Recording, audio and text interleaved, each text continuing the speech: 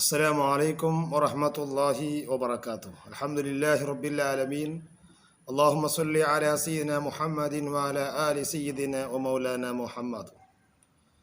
ഏറ്റവും സ്നേഹവും ബഹുമാനം ആദരവും നിറഞ്ഞ മുഅ്മിനീങ്ങളെ, നാം എപ്പോഴും പഠിച്ചു വെക്കുകയും മനസ്സിലാക്കുകയും ചെയ്യേണ്ട വിഷയമാണ് ഇപ്പോൾ ഞാൻ നിങ്ങളോട് പറയുന്നത്. വിശാലമായ നീണ്ട ചരിത്രമാണെങ്കിലും നാം അത് പഠിക്കാൻ വേണ്ടി മനസ്സിലാക്കിയെടുക്കാൻ വേണ്ടി മാത്രം അല്പം പറയുകയാണ്. എൻ്റെ പ്രിയപ്പെട്ട ഉമ്മനീങ്ങളെ, നാം ഏതൊരു വിഷയവും അള്ളാഹുവിന് കടം കൊടുക്കൽ എങ്ങനെ എന്ന് പറയുന്ന ഒരു വിഷയമാണ് പറയാൻ പോകുന്നത്.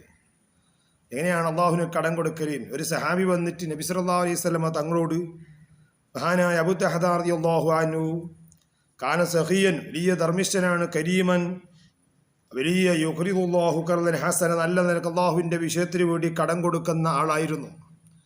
എന്ന് പറഞ്ഞാൽ എന്തും പള്ളിയിലേക്കായാലും മദ്രസയിലേക്കായാലും നല്ല കാര്യത്തിന് വേണ്ടി അള്ളാഹുവിൻ്റെ മാർഗത്തിന് വേണ്ടി ചെലവഴിക്കുന്ന നല്ലൊരു മനുഷ്യനായിരുന്നു മഹാനായ അബൂ ദഹദാ റളിയല്ലാഹു അൻഹു ഒരു സഹാബി. ആ സഹാബി എന്ത് ചെയ്തെന്നറിയുമോ? ഈ ഖുർആനിൽ ഫലമ്മാ നസല മിനൽ ഖുർആനിൽ അദീം ഖൗലുഹു തആല, അള്ളാഹുവിൻ്റെ ഖുർആനാകുന്ന വിശുദ്ധ ഖുർആനിൽ ഈ ഒരു ആയത്ത് ഇറങ്ങിയപ്പോൾ, ഏതാണ്? മൻദല്ലദീ യുഖ്രിദുല്ലാഹ ഖർദൻ ഹസന ഫയുളായിഫു ലഹു എന്ന് പറയുന്ന ആയത്തങ്ങ് ഇറങ്ങിയപ്പോൾ, ആ ഒരു ആയത്തിറങ്ങി അള്ളാഹു തആലക്ക് കടം കൊടുക്കുന്നവൻ ആര് എന്ന് പറയുന്ന വിശുദ്ധമാകുന്ന ഖുർആൻ ആ ഗ്രന്ഥം ഇറങ്ങിയപ്പോൾ, ആയത്തിറങ്ങിയപ്പോൾ മഹാനായ സഹാബി പറയാണ്, കാല അബൂ ദഹദാ റളിയല്ലാഹു അൻഹു പറയാണ്, ഫിദാക ബി യൗമി യാ റസൂലല്ലാഹ്, അങ്ങേക്ക് ഞാൻ ഉമ്മയും ബാപ്പയെ സമർപ്പിക്കുന്നു എന്നൊക്കെ പറഞ്ഞ് മൂപ്പർ പറയാണ്, ഇന്നല്ലാഹ യസ്തഖിദുന വഹുവ ഗനിയുൽ ഖർദ്, അള്ളാഹുവിനെന്തിനാണ് കടം? അള്ളാഹുവിനെ കടം കൊടുക്കൽ അള്ളാഹു അല്ലാത്തിൻ്റെ തൊട്ട് ഐശ്വര്യമനല്ലേ? ആ സമയത്ത് നബി സല്ലല്ലാഹു അലൈഹി വസല്ലം തങ്ങളുടെ മറുപടി, കാലനാം, അള്ളാഹു തആല എല്ലാത്തിനും ഐശ്വര്യമുള്ളവനാണ്, ഖനിയാണ്. പിന്നെന്തിനാണിത് പറഞ്ഞത്? യുരീദു അൻ യുദ്ഖിലകുമുൽ ജന്നത ബിഹി, നിങ്ങളെന്താണ് സ്വർഗത്തിലേക്ക് നിങ്ങളെ കടത്താൻ വേണ്ടിയിട്ടാണ് അള്ളാഹു അങ്ങനെ പറഞ്ഞത്. ഏതൊരു മനുഷ്യയും അള്ളാഹു കടത്താൻ വേണ്ടി, നിങ്ങൾ അള്ളാഹുവിൻ്റെ മാർഗത്തിനു വേണ്ടി ചെലവഴിക്കുന്നവർ, അള്ളാഹുവിൻ്റെ വിഷയത്തിന് വേണ്ടി കടം കൊടുക്കുന്നത് അങ്ങനെയാണ്. പള്ളിക്കായാലും മദ്രസിനായാലും നല്ല കാര്യത്തിന് എന്തിനു വേണ്ടി കൊടുത്താലും അത് അള്ളാഹുവിൻ്റെ മാർഗത്തിന് വേണ്ടി കൊടുക്കുന്ന ഏത് വിഷയം അള്ളാഹുവിന് കടം കൊടുക്കലാണ്. അത് അള്ളാഹു തആല അതിന് പകരമായി എന്തു തരുന്നു? സ്വർഗം തരും അള്ളാഹു തആല. അള്ളാഹു ഖനിയാണ്. ഇത് കേട്ടപ്പോൾ മഹാനായ അബൂ ദഹദാ റളിയല്ലാഹു അൻഹു പറയാണ്, നിങ്ങളുടെ ചരിത്രമാണ്, ഓ നബിയെ, നബി തങ്ങളുടെ കൈ അങ്ങ് നീട്ടുമെന്നൊക്കെ പറഞ്ഞുകൊണ്ട്, എനിക്ക് 2 തോട്ടമുണ്ട് നബിയെ, ആ 2 തോട്ടവും അല്ലാഹുവിൻ്റെ മാർഗത്തിന് വേണ്ടി ഞാൻ ചെലവഴിക്കുന്നു നബിയേ.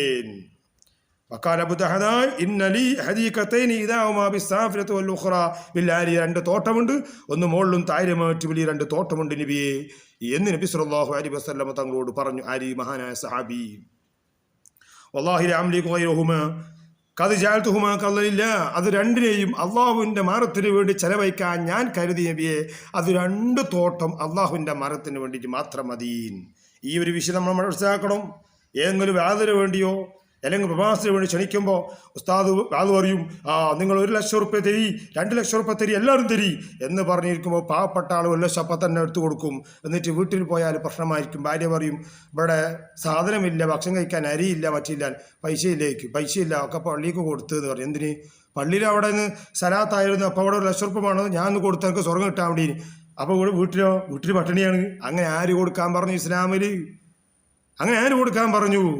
നബി സല്ലല്ലാഹു അലൈഹി വസല്ലം തങ്ങൾ പറയുന്നു, നിനക്ക് 2 തോട്ടമുണ്ടെങ്കിൽ 2ൽ 1 തോട്ടം അള്ളാഹുവിൻ്റെ മാർഗത്തിന് കൊടുത്താൽ മതി, 2ാമത്തെ തോട്ടം നീ കൊടുക്കേണ്ടതില്ല. എന്താ കാരണം? 2ാമത്തെ തോട്ടം ഇതാണ്, ഇജ്അൽ ഇഹ്ദാഹുമാ ലില്ലാഹി, 1 തോട്ടം അള്ളാഹുവിൻ്റെ മാർഗത്തിന് നീ ചെലവഴിച്ചോ, വിരോധമില്ല.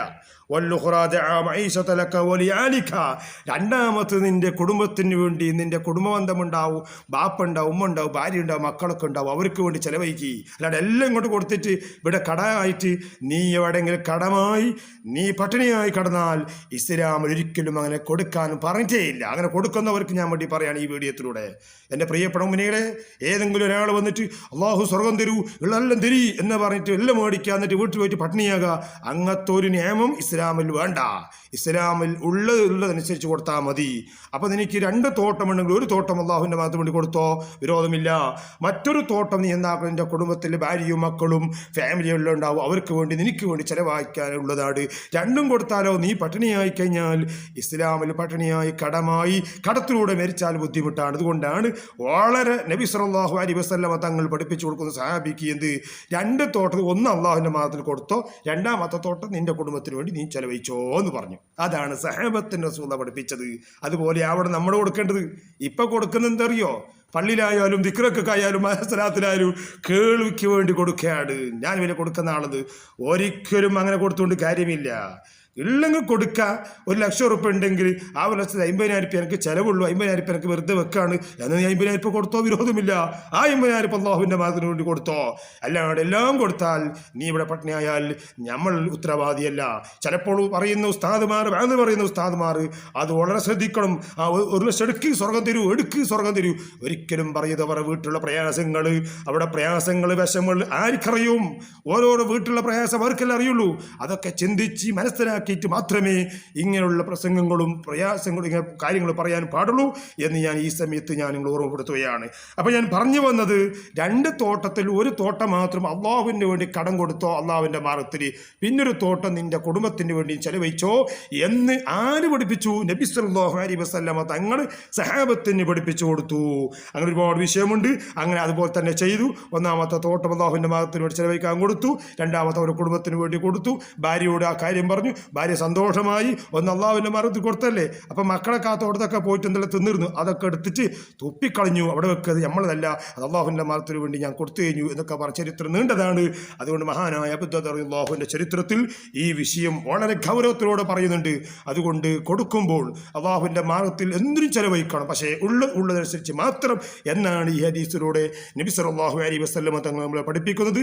അതുപോലെ ആയിരിക്കണം നമ്മുടെ കൊടുക്കൽ. അല്ലാതെ ഏതെങ്കിലും ഒരു സ്ഥാനം മൂട് നോക്കിയിട്ടോ ഏതെങ്കിലും സയ്യിദ്മാരെ മൂട് നോക്കിയിട്ടോ അങ്ങനെ കൊടുക്കലല്ല വേണ്ടത്. അങ്ങനെ കൊടുക്കേണ്ട ആവശ്യവുമില്ല. നമുക്ക് അള്ളാഹുവിൻ്റെ മാർഗത്തിൽ കൊടുക്കുമ്പോൾ ആ കൊടുത്തതിൻ്റെ ഫലം നമുക്കുണ്ടാകണം. അത് കൊടുക്കണമെങ്കിൽ ഉസ്താദുമാർ, തങ്ങന്മാർ പറയണം. പറയുമ്പോൾ ആ പറയുന്നവരും മേടിക്കുന്നവരൊക്കെ ഈ വിഷയം ശ്രദ്ധിക്കണമെന്ന് മാത്രം പറഞ്ഞുകൊണ്ട് നിർത്തുന്നു. അള്ളാഹു തആല നല്ലതിന് ചെലവഴിക്കാൻ, നല്ലത് പറയാൻ, നല്ലത് കേൾക്കാൻ അള്ളാഹു നമുക്ക് തൗഫീഖ് നൽകുമാറാവട്ടെ. നിങ്ങളെല്ലാവരും ഈ വീഡിയോ എല്ലാവരിലേക്കും എത്തിക്കുക, ഷെയർ ചെയ്യുക, സബ്സ്ക്രൈബ് ചെയ്തുകൊണ്ട് നിങ്ങൾ സഹായിക്കണം. ഒരുപാട് ഇൽമുകൾ 100-200ഓളം വീഡിയോകൾ ഇതിലൂടെ നിങ്ങൾക്ക് കാണാൻ കഴിയും. അള്ളാഹു സ്വീകരിക്കുമാറാവട്ടെ. അസ്സലാമു അലൈക്കും വറഹ്മത്തുള്ളാഹി വബറകാതുഹു.